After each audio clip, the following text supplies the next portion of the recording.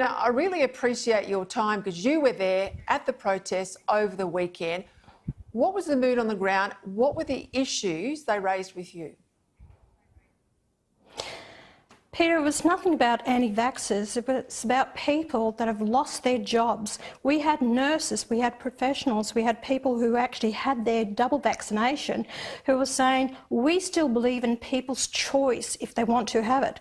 They're against the vaccine mandates.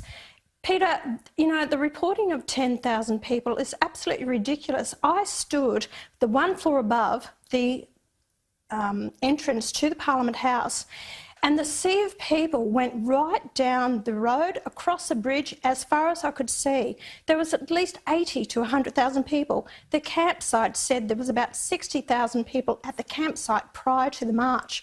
So it was underreported. And what makes me so mad, the mainstream media, they only sent some cameras down. They didn't report it. They weren't interested. They were sitting up in their offices in Parliament House. They weren't interested. And yet here you have ordinary mums and dads, people there, grandparents, different cultural backgrounds. I was talking to Aboriginals. I was talking to, you know, Europeans that have come here, settled in Australia for a new way of life. These were people that it was a peaceful protest and saying, listen to us, listen to our story, what we have to say. We saw that very much in Melbourne as well, Pauline. I went to the rallies in Melbourne.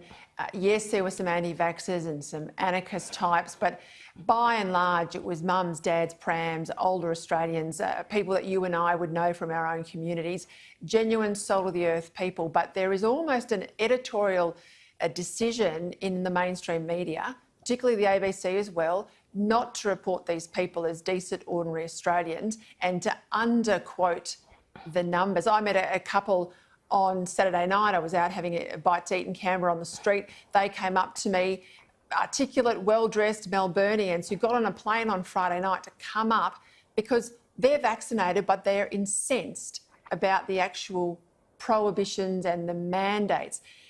If the PM wants to win an election, he's got to listen to these people. Anthony Albanese too, because he basically called them deplorables.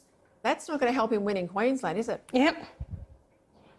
He told them, actually Anthony Albanese told them to go home. We don't want your types down here protesting and that you actually getting around in military gear and camouflage. Come on, Anthony.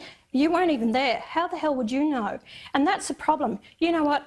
Scott Morrison would have got a lot more affection from the Australian public if he'd turn up at that rally. Suck it up. That's what I say to them, suck it up, and him, Albanese, as well. If you had have turned up there and listened to the people, they would respect you more for it. But to stand back, and the Morrison government is saying, or Scott Morrison saying, well, we don't support mandatory vaccinations. We only support it for health services, the aged, the hospitals and all the rest of it. Then why didn't you support my bill then to override the states? He's blaming the states for doing it. The federal law can override states' laws, but he's done nothing about it. That's what the people are angry about. And Anthony Albanese, you want to be the future Prime Minister of this country? You didn't have the guts to get down there with amongst the people. I did, so did Malcolm Roberts, George Christensen, Craig Kelly's been down there as well, and Jared Rennick. We faced the public. We went and heard them. They could have ridiculed me, but I was prepared to stand my ground, and you listen to the people.